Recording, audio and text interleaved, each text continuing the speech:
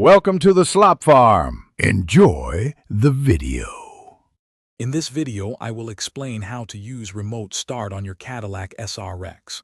First, make sure your vehicle is completely off and all doors are closed. Then, locate your key fob and find the remote start button, which often looks like a circular arrow.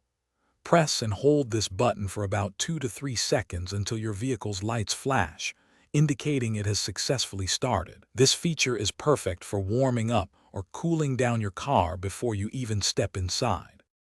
To activate remote start, first ensure all your Cadillac SRX doors are securely locked. This is a crucial safety step. Next, press the lock button on your key fob once. Immediately after, press and hold the remote start button for approximately 2 seconds. You'll see the parking lights flash, and the engine will start.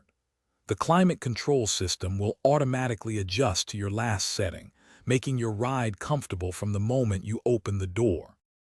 Understanding the range and duration of your remote start is key.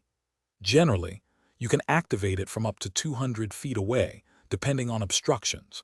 Once started, your Cadillac SRX engine will run for about 10 minutes. If you need more time, you can extend this by repeating the remote start process, giving you another 10 minutes of run time. Remember, the vehicle will automatically shut off after 2 consecutive remote starts if not entered. If your remote start isn't working, there are a few things to check. First, ensure your fuel tank isn't too low, as this can prevent activation. Also, make sure your hood is completely closed and latched, as a safety switch prevents starting if it's open. If issues persist, consult your owner's manual or a certified technician. And hey, if you're looking to bring some smart tech into your home, check the description for a link to the Echo Dot smart speaker and other great deals. Thanks for watching. Consider subscribing if we helped you today.